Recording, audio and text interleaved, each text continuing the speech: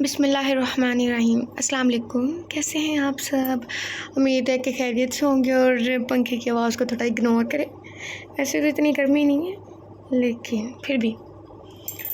اور سنائیں، گھر میں سب خیریت ہے؟ ٹھیک ٹھاک ہیں؟ کوئی پریشانی ہو تو صبر سے کام لیں، ہم آپ کے لیے دعا کریں گے اور ہمیشہ خوش رہیں۔ اس چینل پہ آپ کا ویلکم کرتی ہوں اور امید کرتی ہوں کہ آپ کو ناول پسند آئے گا اور ساتھ میں ہمیں بھی، کیونکہ ہم بھی فرسٹ ٹائم ریڈ کر رہے ہیں۔ ناول کا نام ہے کڈنیپر۔ ناول کا نام لکھنا تو میں بھول ہی گئی تھی، حرکتیں دیکھو میری، سو سوری۔ ناول کا نام لکھنا میں بھول گئی، لیکن ناول کا نام ہے کڈنیپر اور اسے تحریر کیا ہے جیا عباسی نے۔ ٹھیک ہے، میں نے خود بتا دیا، اب جو ریڈ کر رہے ہیں ان کا میں کچھ نہیں کہہ سکتی بھائی۔ چلیں سٹارٹ لیتے ہیں اس کا۔ میں کہاں ہوں؟ اس نے سامنے کرسی پر بیٹھے شخص کو دھندلائی آنکھوں سے دیکھتے ہوئے پوچھا۔ سر پر موجود بلب کی روشنی میں وہ بامشکل اپنی آنکھوں کو کھولنے کی کوشش کر رہی تھی، جو دوائی کے زیر اثر اب بھی بند ہو رہی تھی۔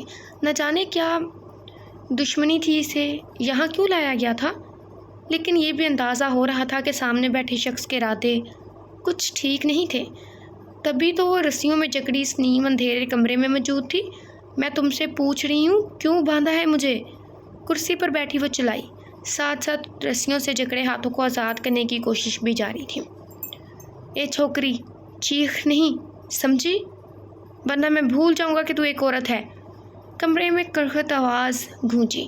اس صنف نازک نے پھر اپنی آنکھوں کو کھولتے ہوئے اس شخص کو دیکھنا چاہا، پر بلب کی چبھتی روشنی نے اس کی کوشش کو ایک بار پھر ناکام بنا دیا۔ زندگی چاہتی ہے تو منہ بند کر کے بیٹھ۔ اس کے چہرے پر نظریں جمائے وہ کرخت لہجے میں بولا۔ کون ہو؟ کیوں ماننا چاہتے؟ ابھی بات مکمل بھی نہیں کر پائی تھی کہ ایک بار پھر وہ بے ہوشی کی طرف جانے لگی۔ سامنے بیٹھا شخص خاموشی سے اس کی بند ہوتی آنکھوں کو دیکھتا رہا۔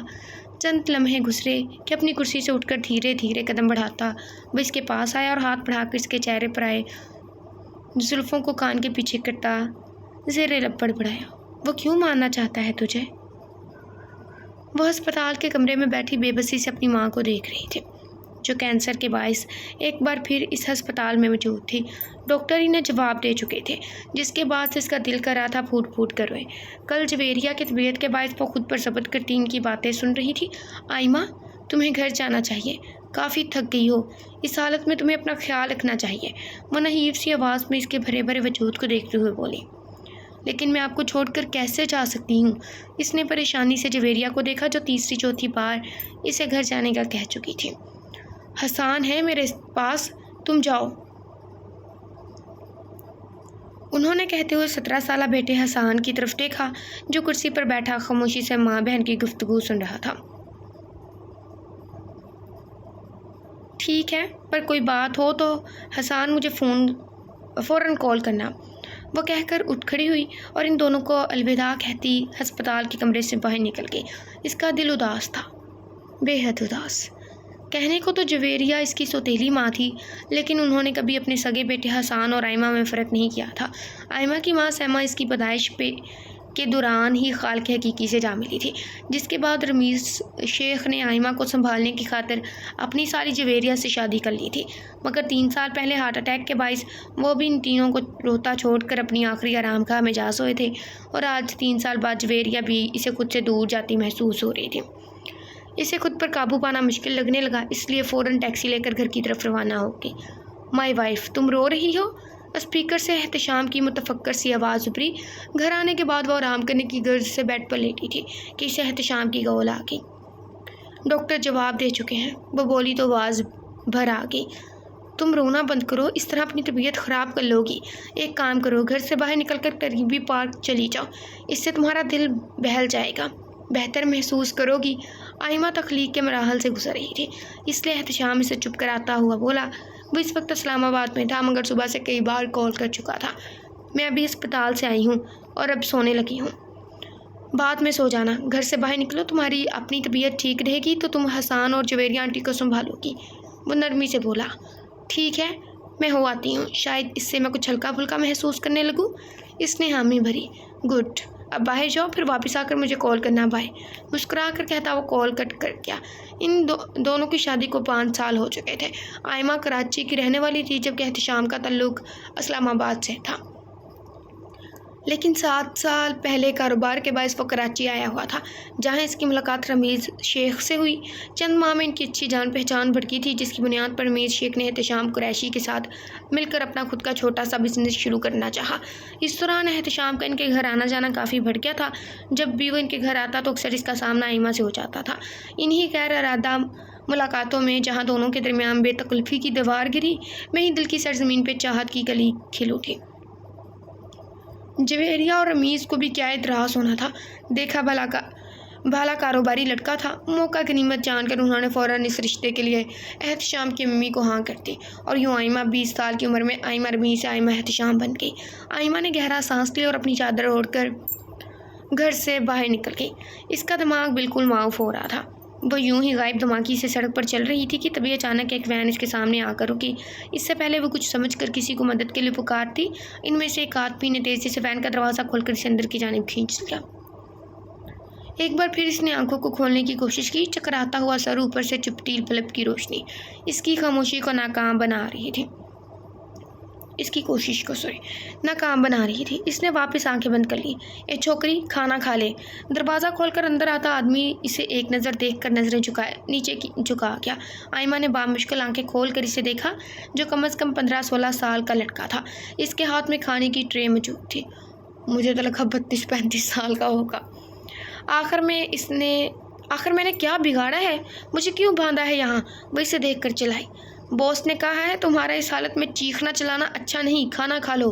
وہ کہتا ہوا آگے بڑھا اور اس کا دایاں ہاتھ کھولنے لگا تاکہ وہ آسانی سے کھانا کھا سکے، جبکہ آئمہ اس کی بات سن کر حیرت سے اسے دیکھ رہی تھی۔ کیسے عجیب کڈنیپر تھے، جہاں ایک طرف اسے اغوا کیا تھا، وہیں دوسری طرف اس کی حالت کا خیال بھی کر رہے تھے۔ مجھے نہیں کھانا، مجھے جانے دو۔ وہ ایک بار پھر چلائی۔ باس آئیں گے تو ان سے بات کرنا، فی الحال کھانا کھاؤ، 10 منٹ بعد آؤں تو پلیٹ خالی ملے۔ ٹرے اس کی گود میں رکھ کر وہ کمرے سے باہر نکل گیا۔ آئمہ نے ایک نظر اپنے دائیں ہاتھ پر ڈالی جو رسی کی قید سے آزاد تھا، اور دوسری بائیں پر جو ابھی بھی قیدی بنا تھا۔ وہ بامشکل ایک ہاتھ سے نوالا بنا کر حلق سے اتارنے لگی۔ عجیب بے بسی تھی، لیکن اس حالت میں نخرے بھی تو نہیں دکھا سکتی تھی، ورنہ کبھی اسے کھانے کو ہاتھ نہ لگاتی۔ کھانا کھا لیا اس نے؟ صوفے پر بیٹھا شیر افغن اپنے سامنے کھڑے نیازی کو دیکھ کر پوچھنے لگا، جو ادب سے سر چکائے کھڑا تھا۔ جی باس، کھانا کھا لیا ہے۔ ٹھیک ہے، اب تم جاؤ۔ وہ کہتا ہوا خود بھی صوفے سے اٹھ کھڑا ہوا اور راہداری سے گزر کر اس کمرے میں آیا جہاں آئمہ رسیوں میں جکڑی چیخنے چلانے میں لگی تھی۔ تم آخر بتاؤ گے کیوں لائے ہو مجھے یہاں؟ شیر افغن کو دیکھتے ہی آئمہ نے روتے ہوئے پوچھا۔ چپ، بالکل چپ، جو پوچھ رہا ہوں بس اس کا جواب دے۔ پہلے کے مقابلے وہ اب ذرا نرم لہجے میں گویا ہوا اور اس کے سامنے رکھی کرسی پر آگے کو جھک کر بیٹھ گیا۔ وہ کیوں مارنا چاہتا ہے تجھے؟ اس کے پوچھنے پر آئمہ رونا دھونا بھول کر الجھن بھری نظروں سے اسے دیکھنے لگی۔ کون مارنا چاہتا ہے مجھے؟ میں نے کسی کا کچھ نہیں بگاڑا۔ شیر افغن جو کرسی پر آگے کو جھک کر بیٹھا تھا پیچھے ہوا اور کرسی سے پشت لگاتا بغور اس کے چہرے کو دیکھنے لگا۔ بلا شبہ سامنے بیٹھی لڑکی خوبصورت ہونے کے ساتھ ساتھ معصوم بھی تھی۔ پھر نہ جانے اس شخص کی کیا دشمنی تھی جس نے اسے مارنے کے لیے شیر افغن کو پیسے دیے تھے۔ کون مارنا چاہتا ہے مجھے؟ اس کی نظریں اور کمرے میں پھیلی خاموشی سے گھبرا کر آئمہ نے پھر پوچھا۔ شیر افغن چند لمحے مزید اسے دیکھتا رہا، پھر ٹھہرے ہوئے لہجے میں بولا، تیرا شوہر۔ پتہ ہے میں حیرت میں نہیں ہوں، کچھ لوگ حیرت میں ہوں گے، کچھ زیادہ ہی حیرت میں منہ کھولے ہوں گے، بند کر لو۔ میں حیرت میں نہیں، مجھے پہلے پتہ نہیں چھٹی اس نے میری نے کہا تھا کہ اس کا شوہر ہی اسے مارنا چاہ رہا ہے۔ ایک پل کو میرے ذہن میں یہ بھی آیا کہ اس نے شاید کسی کا نقصان کیا ہو شادی سے پہلے، کسی لڑکے وغیرہ کا، جیسے کہ اکثر ناول میں ہوتا ہے۔ لیکن پھر میرے ذہن میں یہ زیادہ بات گونج رہی تھی کہ اس کا شوہر اسے مارنا چاہتا ہے، پتہ نہیں کیوں، غیر ارادی طور پہ۔ اور جب اس نے اسے انسسٹ کیا کہ نہیں تم پہلے پاک جاؤ پھر آرام کرنا، ایسے تب بھی میں نے بھی تھوڑی دیر پہلے بھی سوچا۔ ٹی وی روم کے صوفے پر بیٹھا وہ آرام سے ٹی وی دیکھ رہا تھا جب موبائل کی بجتی ٹون اس کی توجہ اپنی جانب مبذول کروائی۔ اس نے ایک بیزار نظر سامنے ٹیبل پر رکھے اپنے موبائل پر ڈالی، مگر اگلے ہی لمحے اس کی آنکھیں چمکنے لگی۔ اس نے ہاتھ میں پکڑے ریموٹ سے ٹی وی کی آواز کم کی اور پھر ٹیبل پر رکھا موبائل اٹھا کر کان سے لگا دیا۔ ہیلو، تمہاری بیوی کو ہم نے اٹھا لیا ہے، احتشام کے ہیلو کہتے ہی شیر افغن کی آواز ابھری، جس پر ایک مکروہ مسکراہٹ اس کے ہونٹوں کو چھو گئی۔ چند پل کی خاموشی کے بعد وہ مختصر سا بولا، کلہر۔ آئمہ پھٹی پھٹی نظروں سے کبھی موبائل کو تو کبھی شیرف خان کو دیکھ رہی تھی۔ چند سیکنڈز پہلے سنی احتشام کی آواز نے اسے ہلا کے رکھ دیا تھا۔ اسے اپنے کانوں پر یقین نہیں آ رہا تھا کہ واقعی اس کے اپنے شوہر نے اسے مروانے کے لیے کسی کڈنیپر کو پیسے دیے تھے۔ سن لی اپنے مرد کی آواز؟ اب تو یقین ہو گیا ہوگا۔ کمرے میں گونجتی افغان کی آواز پر اس نے شرم سے اپنا سر جھکا دیا۔ کیسی بدنصیب عورت تھی وہ۔ شوہر تو بیوی کا صاحبان ہوتا ہے اور بیوی شوہر کی عزت، جبکہ اس کی اپنے شوہر نے خود اپنی عزت کو قتل کرنے کے لیے ایک گنڈے کو سونپ دیا تھا، نہ صرف بیوی بلکہ اپنے ہونے والے بچے کو بھی۔ دیکھ، ڈر نہیں، میں تجھے کچھ نہیں کرتا۔ اس کے جھکے سر کو دیکھ کر شیرف خان نرمی سے بولا، جس پر ایک جھٹکے سے آئمہ نے سر اٹھا کر اسے دیکھا۔ وہ اسے ہی دیکھ رہا تھا۔ کیا اتنی حیران کیا ہو رہی ہے؟ گنڈا ضرور ہوں مگر اپنے بھی کچھ اصول ہے۔ بس سکون سے بولتا کرسی پر مزید پھیل کر بیٹھ گیا۔ کیا مطلب؟ اس نے ڈرتے ہوئے پوچھا۔ جان سے زیادہ بعزت اور اپنے بچے کی فکر ستانے لگی تھی۔ دیکھ، ہم عورتوں اور بچوں کا قتل نہیں کرتے، اس لیے بے فکر ہو جا، تجھے کچھ نہیں کریں گے۔ مگر آئمہ کے گلے میں گلٹی سی ابھری۔ نہ جانے وہ اس مگر کے آگے کیا بول دے۔ کہا نا ڈر نہیں، تجھے بس 1-2 دن ادھر رہنا ہوگا۔ سکون سے بولتا وہ آئمہ کا سکون خارج کر گیا۔ کیوں؟ وہ تیزی سے بولی۔ کیونکہ تیرے شوہر نے آدھی رقم دی ہے، پوری رقم تیرے قتل کے بعد، اس لیے جب تک پوری رقم نہیں ملتی تجھے نہیں چھوڑ سکتے۔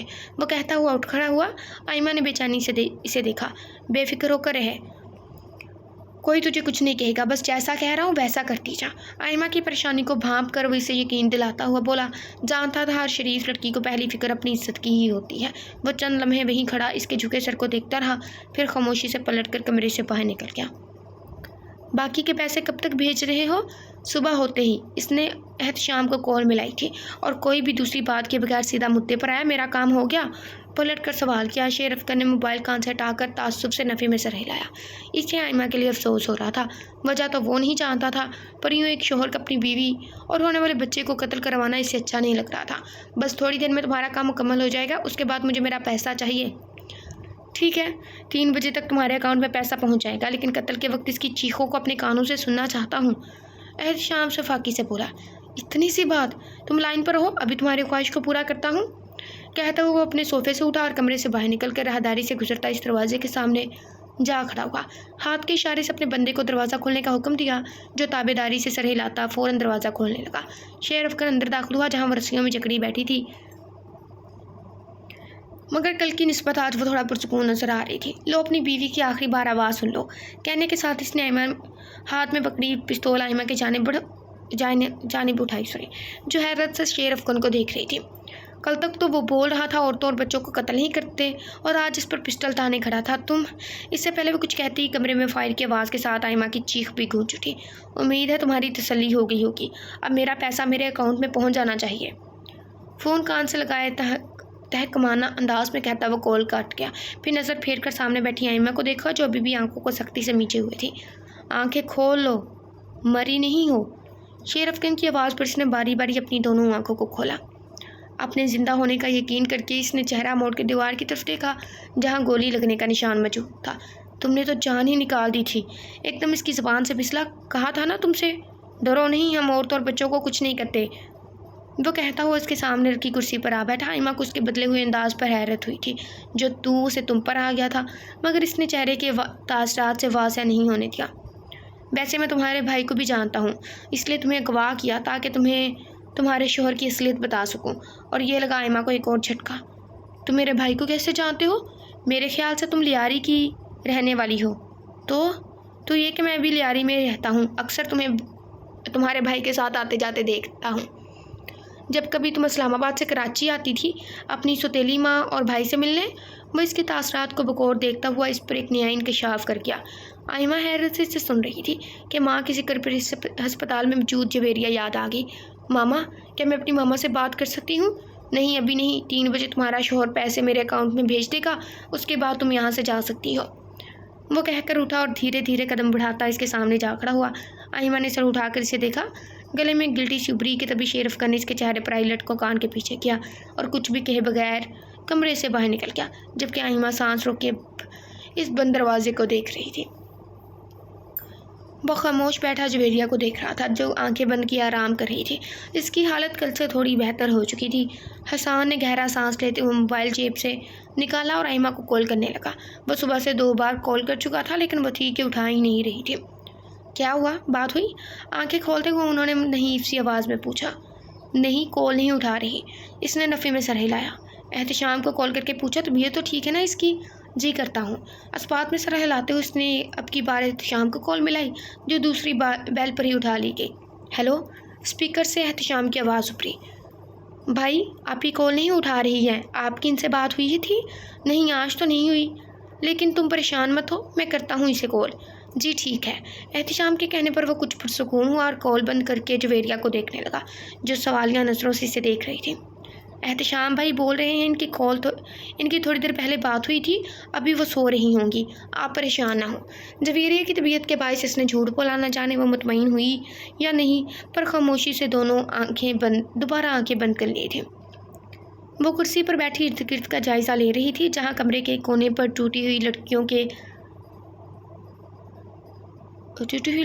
لکڑیوں آئے گا، ادھر لڑکیوں لکھا ہے، کے سوا اور کچھ موجود نہیں تھا۔ سر پر ایک بلب لٹک رہا تھا اور اس کے نیچے رکھی کرسی، جس پر وہ خود کرسی سے بندھی بیٹھی تھی۔ کمرے میں ایک کھڑکی بھی موجود تھی، مگر کافی اونچائی پر ہونے کے باعث سورج کی ہلکی پھلکی روشنی ہی اندر آ رہی تھی۔ پتہ نہیں کیا ٹائم ہو رہا ہے، اس نے افسردگی سے سوچا۔ شیر افغانی سے آزاد کرنے والا تھا، مگر اسے سمجھ نہیں آ رہا اب جائے تو کہاں جائے۔ احتشام اس کے ساتھ ایسا بھی کر سکتا ہے، اسے ہرگز امید نہ تھی۔ اگر وہ خود احتشام کے منہ سے وہ سب نہ سنتی تو کبھی اس گنڈے کی بات پر یقین نہ کرتی۔ کیا سوچ رہی ہو؟ اندر آتے شیر افغانی سے سوچوں میں گم دیکھ کر پوچھا۔ وہ خاموش رہی۔ چلو تمہاری واپسی کا وقت آ گیا۔ کیا؟ ہاں، اب تم آزاد ہو، مگر یہاں تمہارے لیے بہت خطرہ ہے، اس لیے فوراً یہ شہر چھوڑ کر چلی جانا۔ وہ اس کی رسی کھولتے ہوئے ساتھ ساتھ ہدایت بھی دے رہا تھا۔ پر میں جاؤں گی کہاں؟ وہ الجھی۔ اسلام آباد۔ یہ میموری کارڈ اور یہ پیسے ٹرانسفر کرنے کی رسید رکھو، وہاں جا کر پولیس کو ثبوت کے طور پر دے دینا، تاکہ تمہارے شوہر کو گرفتار کیا جا سکے۔ اس نے دونوں چیزیں آئمہ کی جانب بڑھائی۔ وہ حیرت سے اسے دیکھ رہی تھی، جو ایک گنڈا ہو کر اس اجنبی لڑکی کی مدد کر رہا تھا۔ لیکن میں کیسے احتشام کو جیل بھیج سکتی ہوں؟ تو کیا اسے آزاد چھوڑ دو گی تاکہ وہ اگلی بار خود اپنے ہاتھوں سے مار دے؟ اس کے ماتھے پر بل پڑے، جبکہ آئمہ چپ سی ہو گئی۔ چلو باہر ٹیکسی کھڑی ہے، اپنی چادر سے منہ ڈھانپ کر باہر آ جاؤ، وہ کہہ کر فوراً کمرے سے باہر نکل گیا۔ آئمہ خواب کی سی کیفیت میں چلتے ہوئے اس کے پیچھے آئی اور ٹیکسی میں بیٹھ کر ہسپتال کی جانب روانہ ہو گئی۔ کچھ دیر جویریہ اور حسان کے پاس بیٹھ کر وہ جانے کے لیے اٹھ کھڑی ہوئی، مگر جاتے جاتے انہیں اچھے سے تاکید کر گئی کہ احتشام کا فون آئے تو اسے نہ بتائے کہ وہ ان سے ملی ہے یا اسلام آباد آ رہی ہے، وہ اسے سرپرائز دے گی۔ لیکن در حقیقت وہ اس کے علم میں آنے سے پہلے جلد از جلد اسلام آباد پہنچنا چاہتی تھی، تاکہ پولیس کے ذریعے احتشام کو گرفتار کرا سکے۔ احتشام ایسا کر سکتا ہے، مجھے یقین نہیں آ رہا۔ اسلام آباد آنے کے بعد وہ سیدھا نادیہ کے پاس آئی تھی، جو یہاں رہتے ہوئے اس کی کافی اچھی دوست بن گئی تھی۔ تمہارے سامنے ہے ریکارڈنگ اور میسیجز۔ آئمہ موبائل سے میموری کارڈ نکالتے ہوئے بولی۔ اس میموری کارڈ میں احتشام کے خلاف سارے ثبوت موجود تھے، جسے دیکھنے اور سننے کے بعد نادیہ بھی حیرت زدہ رہ گئی تھی۔ میرے سمجھ نہیں آ رہا کیا کروں۔ کیا مطلب کیا کروں؟ وہ کڈنیپر بالکل ٹھیک کہہ رہا تھا۔ احتشام کو جب معلوم ہوگا تم زندہ ہو، وہ پھر تمہیں مارنے کی کوشش کرے گا، اور ویسے بھی ہر کوئی اس کڈنیپر کی طرح نہیں ہوتا۔ مجھے تو حیرت ہو رہی ہے اس نے تمہیں صحیح سلامت کیسے چھوڑ دیا۔ ساری بات جاننے کے بعد نادیہ کو سب سے زیادہ حیرت اسی ایک بات پر ہوئی تھی۔ واقعی یہ صرف ڈراموں اور ناولز میں ہی ہوتا ہے، شاید اللہ نے اس کے دل میں رحم ڈال دیا ہو، ورنہ نہ جانے کیا ہوتا۔ آئمہ نے کہتے ہوئے گہرا سانس لیا۔ اسے خود سے زیادہ اپنے بچے کی فکر تھی۔ ویسے تھا کون وہ؟ تم نے نام وام نہیں پوچھا جیسے وہ مجھے بتاتا، اور ویسے بھی میں اس حال میں نہیں تھی کہ یہ سب پوچھتی، وہ جل کر بولی۔ اچھا چلو چھوڑو، ہمیں اب جلد از جلد پولیس کے پاس جانا چاہیے، چلو اٹھو، نادیہ کہتی ہوئی اٹھ کھڑی ہوئی۔ آئمہ نے ایک نظر اپنے ہاتھ میں موجود میموری کارڈ پر ڈالی، پھر گہرا سانس کھینچ کر خود کو پرسکون کرتی پولیس اسٹیشن کے لیے روانہ ہوگی۔ احتشام، یہ سب کیسے ہوا؟ آخر کون تھے وہ لوگ؟ کیوں مارا آئمہ کو انہوں نے؟ ایک ضعیف خاتون نے اس کے سر پر ہاتھ پھیرتے ہوئے پوچھا، جو سکتے کی حالت میں صحن میں بیٹھا ہوا تھا۔ بیرونی دروازہ کھلا ہوا تھا۔ آس پڑوس کے لوگ اس وقت احتشام کے گھر پر جمع تھے۔ سب کو آئمہ کے گواہ ہونے اور مرنے کی خبر مل چکی تھی، جس کے بعد ایک ایک کر کے ہر کوئی اس کے دکھ میں شریک ہونے آ رہا تھا۔ کتنا بڑا ڈرامے باز ہے۔ آخر کو یہ وقت ہی ایسا ہوتا ہے کہ دشمن بھی دوست بن جاتا ہے۔ بیٹا بس صبر کرنا چاہیے، کرنا جانے اس معصوم سے کیا دشمنی تھی، کتنی پیاری بچی تھی اور اب تو ماں بھی بننے والی تھی، ایک اور خاتون بولی، جبکہ اپنے ہی گھر سے تھوڑا فاصلے پر گاڑی میں بیٹھی آئمہ دکھ سے اس تماشے کو دیکھ رہی تھی۔ کل سے اب تک وہ خود کو بارہا سمجھا چکی تھی، مگر اس دل کا کیا کرتی جو خون کے آنسو رو رہا تھا۔ وہ خود پر ضبط کرتی گاڑی سے اتری اور دھیرے دھیرے مضبوط قدم اٹھاتی دروازے کے سامنے جا کھڑی ہوئی۔ سرپرائز، میں زندہ ہوں۔ احتشام جو سر جھکائے بیٹھا تھا اس آواز پر ایک جھٹکے سے سیدھا ہوا، باقی سب بھی حیرت سے اسے دیکھ رہے تھے۔ آئمہ، تم زندہ ہو؟ خود پر قابو پاتے ہوئے وہ آئمہ کی جانب بڑھا، مگر کانوں میں پڑتے پولیس سائرن کی آواز پر چونک کر اسے دیکھنے لگا، جو بے تاثر چہرہ لیے کھڑی تھی۔ You are under arrest mister Ehtisham. Police officer van سے نکل کر اس کے سامنے آیا۔ کس جرم میں؟ کیا کیا ہے میں نے؟ تمہارے خلاف اریسٹ وارنٹ ہے، اپنی بیوی کو اغوا کروانے اور اس کو قتل کروانے کے جرم میں۔ تمہیں ہمارے ساتھ چلنا ہوگا۔ آفیسر کی بات پر احتشام نے گھبرا کر آئمہ کی طرف دیکھا، جب نفرت سے اسے دیکھ رہی تھی۔ کیا اسے سب پتہ چل گیا تھا؟ گھر آئے سارے لوگ اب چہ مگوئیاں کر رہے تھے۔ اس نے ایک نظر سب پر ڈالی اور پھر پاس کھڑی عورت کو دھکا دے کر بھاگنے لگا تھا کہ پولیس اہلکاروں نے آگے بڑھ کر تیزی سے اسے قابو کیا۔ چھوڑو مجھے۔ کیوں کیا تم نے ایسا احتشام؟ آئمہ نے افسردگی سے اسے دیکھتے ہوئے پوچھا، جو مسلسل خود کو چھڑوانے کی کوشش کر رہا تھا۔ کیوں کیا؟ مجھے اپنے ہاتھوں سے تمہارا گلا دبانا چاہیے تھا، ساری محنت میری اور کاروبار تم بھائی بہن کا۔ اب جب سچ سامنے تھا تو احتشام نے بھی کوئی لحاظ نہیں کیا۔ آئمہ بے یقینی سے اسے دیکھنے لگی، یعنی وہ صرف اسے راستے سے نہیں ہٹاتا بلکہ آگے جا کے اس کے بھائی کو بھی نقصان پہنچاتا۔ لیکن تم فکر نہیں کرو، میں واپس آؤں گا، یاد رکھنا۔ پولیس وین کی طرف جاتے ہوئے وہ چبا کر بولا۔ سارا پلان الٹا پڑ گیا تھا۔ اسے آئمہ سے زیادہ شیر افغان پر غصہ آ رہا تھا، جس نے موٹی رقم اس سے وصول کر کے بھی آئمہ کو زندہ چھوڑ دیا تھا۔ میں تمہیں کبھی معاف نہیں کروں گی احتشام، تم نے تو ہمارے بچے کا بھی نہیں سوچا۔ پولیس وین کو دور جاتے دیکھ وہ زیر لب بڑبڑائی اور کسی کی جانب بھی دیکھے بغیر فوراً سے نکلتی چلی گئی۔ اس دن کے بعد وہ اسلام آباد سے واپس کراچی چلی آئی تھی اور آتے ہی ساری بات حسان کے گوش گزار کرتی تھی۔ البتہ جویریہ کی طبیعت کے باعث انہیں کچھ بھی بتانے سے منع کر دیا تھا، مگر قسمت میں شاید مزید امتحانات لکھے تھے کہ ایک ہفتے بعد ہی جویریہ کا انتقال ہو گیا۔ دونوں بہن بھائی کے لیے یہ خبر قیامت سے کم نہ تھی، لیکن یہی دنیا کا دستور ہے، جو آیا ہے اسے واپس بھی جانا ہے۔ جویریہ کے انتقال کے بعد آئمہ نے خود کی توجہ کاروبار کی طرف مبذول کر لی تھی۔ حسان بھی کالج سے آنے کے بعد فیکٹری چلا جایا کرتا تھا، یہ بھی آئمہ کی خواہش تھی۔ وہ چاہتی تھی کہ ابھی سے وہ اپنی ذمہ داری کو سمجھے تاکہ پھر کوئی احتشام ان کی آنکھوں میں دھول نہ جھونک سکے۔ اوپر سے اس کی اپنی حالت بھی گرتی جا رہی تھی۔ اسے ڈر لگنے لگا تھا کہ نہ جانے وہ اس بچے کو بھی صحیح سلامت دنیا میں لا بھی پائے گی یا نہیں، مگر اس بار اللہ نے اس کی پریشانی کو خوشی میں بدل دیا جب 3 ماہ بعد اس نے اپنی چھوٹی سی جنت کو پہلی بار اپنی باہوں میں لیا تھا۔ اس کا نرم و ملائم لمس اس کے ہر دکھ پر کسی خوشگوار پھوار کی طرح ثابت ہوا تھا۔ آپی، جنت کو مجھے دو، میں کمرے میں لے جا کر سلا دیتا ہوں۔ حسان سوئی ہوئی جنت کو آئمہ کی گود سے لیتا ہوا بولا۔ ٹھیک ہے، تم اسے کاٹ میں لٹا دو، میں تمہارے لیے چائے بناتی ہوں۔ آئمہ کہتی ہوئی لیونگ روم سے نکل کر کچن کی جانب بڑھکی۔ حسان آج فیکٹری سے دیر سے گھر آیا تھا اور اب کھانے کے بعد اسے چائے کی طلب ہو رہی تھی۔ حسان جنت کو اٹھائے سے آئمہ کے کمرے میں لے آیا اور کاٹ میں لٹا کر اسے پیار کرتا واپس کمرے سے باہر نکل گیا۔ جب کھڑکی پر ڈالے پردے کے پیچھے چھپا شخص حسان کی جانے کا یقین کر کے بغیر کوئی چاہ پیدا کیے کاٹ کے پاس آیا اور جنت کو اپنے بازو میں اٹھا کر دلچسپی سے دیکھنے لگا، جو ہو بہو اپنی ماں کی کاپی تھی۔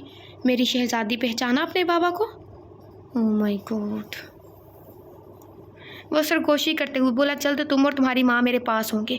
اس کے ماتھے پر بوسہ دے کر وہ پھر اس کے چہرے کے ایک نقوش کو دیکھنے لگا کہ کمرے کے باہر آتی آہٹ پر چونکا اور جنت کو واپس کاٹ پہ لٹا کر تیزی سے کھڑکی کے راستے پر نکل گیا۔ یہ کون ہے؟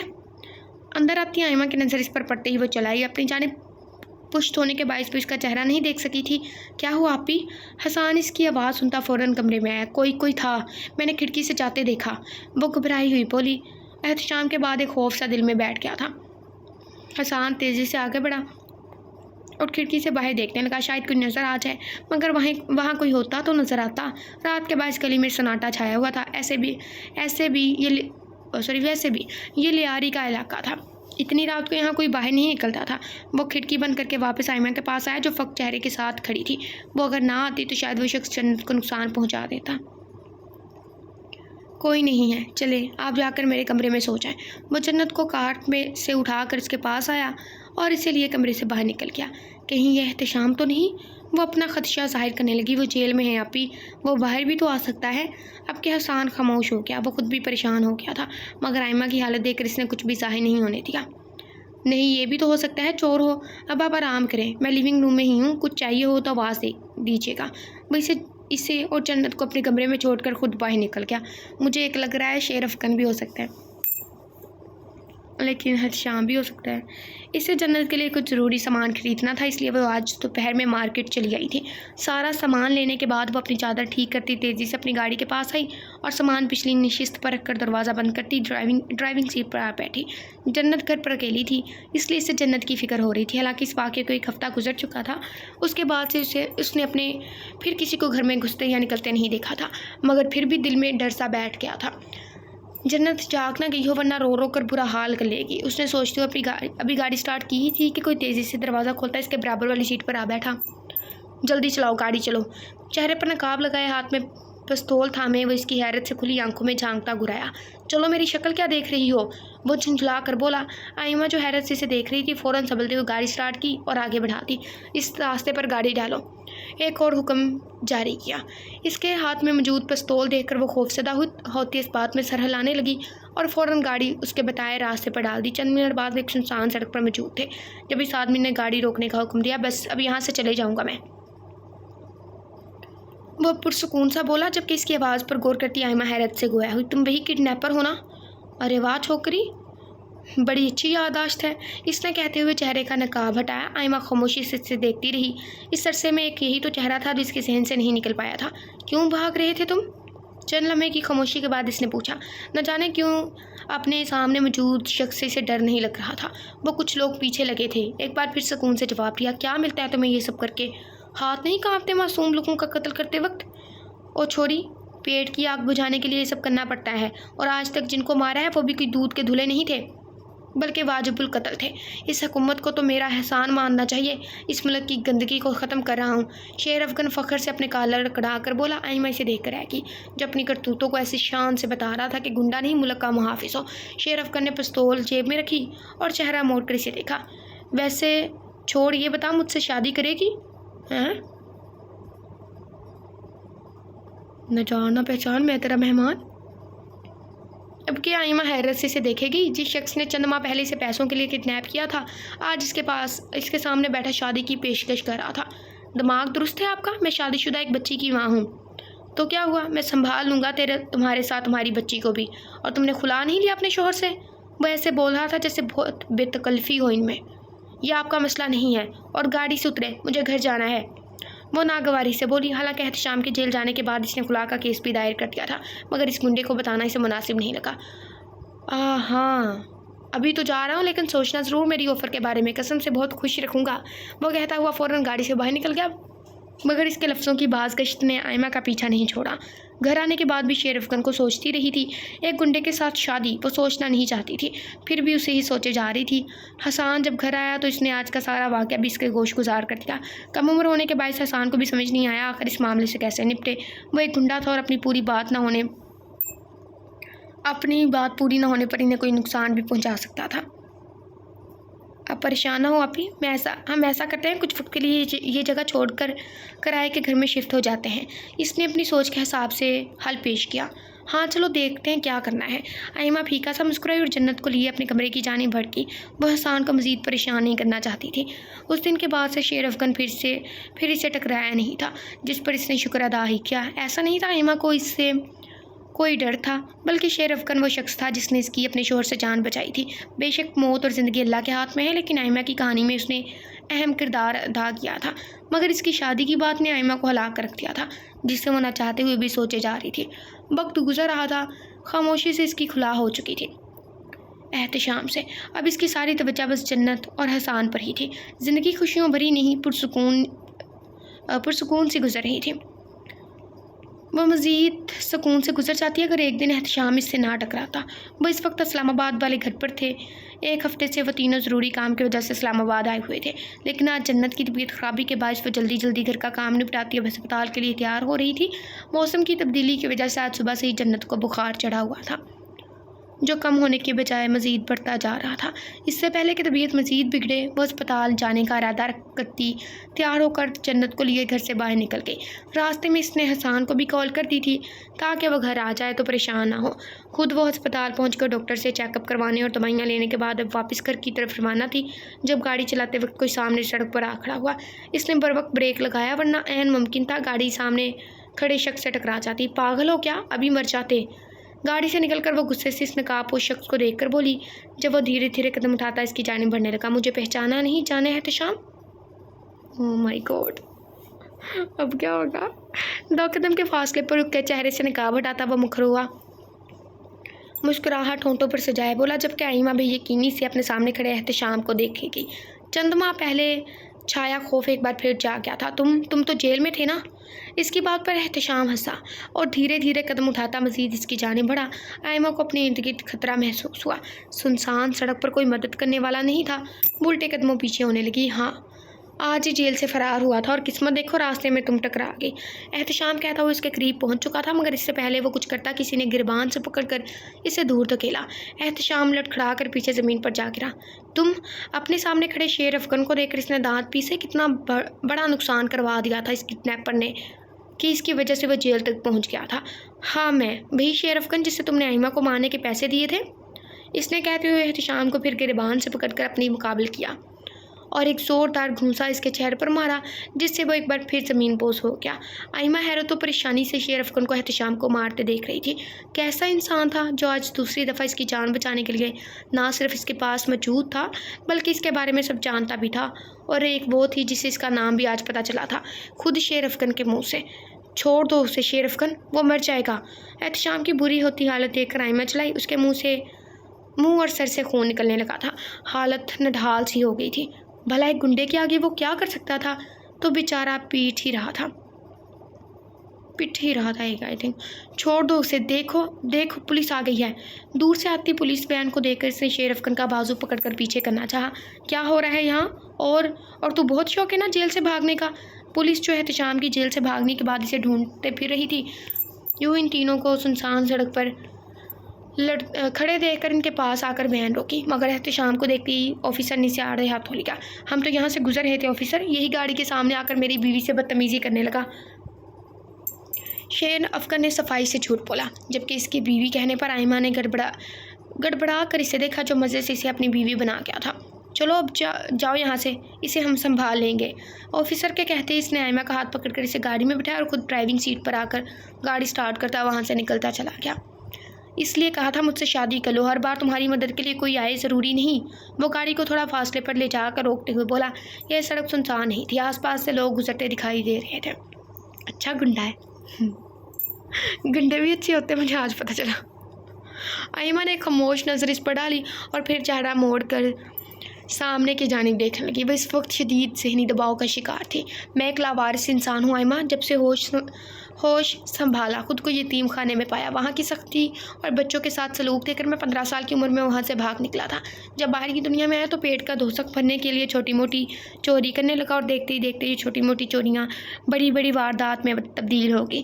جانتا ہوں میں گنڈا ہوں، مجھے شوہر کے طور پر قبول کرنا تمہارے لیے آسان نہیں ہے مگر… وہ رکا اور ایک گہرا سانس لے کر خود بھی سامنے دیکھنے لگا۔ تمہارے آنے کے بعد میں نے سب کچھ چھوڑ دیا ہے آئمہ، نوکری بھی تلاش کر لی ہے تاکہ تمہیں اور اپنی جنت کو حلال کی روٹی کھلا سکوں۔ شیر افغان کی بات پر آئمہ نے چہرہ موڑ کر حیرت سے دیکھا تھا تو وہ جنت کے نام سے بھی واقف تھا۔ بیٹا سیکنڈ، تمہیں نوکری کیسے مل سکتی ہے؟ مطلب ایک سوٹیبل جاب نہیں ملی ہوگی، ویسے کوئی اور جاب بھی مل سکتی ہے۔ کون سا دوسری نوکری نہیں ہوتی؟ میں پاگل ہو گئی ہوں، ایسے حیران نہیں ہوں، میں اب مجبور تھا تم پر نظر رکھنے پر۔ آئمہ کی حیرانی کو بھانپتے ہوئے وہ مسکرا کر بولا، تو پھر اس رات بھی آپ تھے جو کھڑکی سے… ہاں میں ہی تھا۔ اس نے اس بات میں سر ہلاتے ہوئے گاڑی سٹارٹ کی اور گھر کے راستے پر ڈال دی۔ مزید کچھ کہنے کے لیے اس کے پاس کچھ نہیں تھا۔ وہ کھل کر اظہار کرنے والوں میں سے نہیں تھا کہ جینے مرنے کی قسمیں کھاتا یا چاند تارے توڑ کر لانے جیسے دعوے کرتا۔ جنت کو تھا میں آئمہ الجھی ہوئی سامنے سڑک کو گھور رہی تھی۔ یہ بات درست تھی کہ گنڈے کو شوہر کے طور پر قبول کرنا مشکل تھا پر ناممکن نہیں۔ وہ ایک تنہا انسان تھا جسے اچھے برے کی تمیز دینے والا کوئی نہیں تھا، لیکن اگر اس کے باعث وہ گناہوں سے بھری دنیا کو چھوڑ رہا تھا تو کیا پھر اپنے اس محافظ کو انکار کرنا ٹھیک تھا؟ وہ انہیں سوچوں میں گری تھی جب گاڑی اس کے گھر کے سامنے جا کر رکی۔ چند پل گاڑی میں خاموشی چھائی رہی جسے شیر افغان کی آواز نے توڑا۔ میں کل جواب لینے آؤں گا آئمہ، تم جو فیصلہ کرو گی مجھے منظور ہوگا، وہ کہہ کر گاڑی کا دروازہ کھول کر باہر نکلنے لگا۔ جب ہاتھ بڑھا کر آئمہ نے اس کا ہاتھ تھام لیا۔ شاید شیر افغان کو اس دلدل بھری زندگی سے باہر لانے کے لیے اللہ نے اسے چن لیا تھا کہ بروقت اس نے وہ فیصلہ کر لیا جو احتشام سے دھوکہ کھانے سے پہلے وہ کبھی سوچ بھی نہیں سکتی تھی۔ دی اینڈ ہو گیا۔ Short story, very short story, to the point, لیکن اس سے 2 سبق ملتے ہیں۔ ایک تو اگر کوئی اچھا بننے کی کوشش کر رہا ہے نا، پہلے اسے پرکھیں۔ اگر وہ واقعی اچھا بننے کی کوشش کر رہا ہے نا تو اس کو اس کی پاسٹ لائف سے تانے نہ دیں، تم تو پہلے ایسے کرتے تھے۔ جیسے لڑکی اگر کوئی حجاب کرنے لگ جائے نا تو لوگ کہتے ہیں دیکھو پہلے ساری عمر ایسے ہی پھرتی رہی اور اب حجاب کرنے لگ گئی، بڑی حاج نماز، مطلب ایسے کر کے۔ ایسے کوئی مرد اچھا بن جائے نا تو ایسے لوگ بہت کہتے ہیں، کیا پتہ اللہ کی نظر میں وہ آپ سے زیادہ اچھا ہو۔ دوسرا سبق، لالچ بری بلا ہے، زیادہ لالچ نہ کیا کریں۔ اگر آپ کی بہن بھائی کچھ آپ کا کھانے کے لیے کچھ لے لیتے ہیں تو انہیں دے دیں بھائی، بس مجھ سے نہ لیں۔ اگر آپ سے لے رہے ہیں تو آپ دے دیں۔ اوکے، اگلی ویڈیو ملتے ہیں، اپنا خیال رکھیے۔ میں ایک لانگ ناول کر رہی ہوں بس، باقی خوبصورت پیپلز اگلی ویڈیو میں ملتے ہیں، اپنا خیال رکھیں، اللہ حافظ۔ چلے میں سوچ رہی ہوں تھوڑا اور بول کے 36 پہ کر ہی لیتی ہوں، ویسے 36 ہو گیا۔ چلیں جی، خدا حافظ۔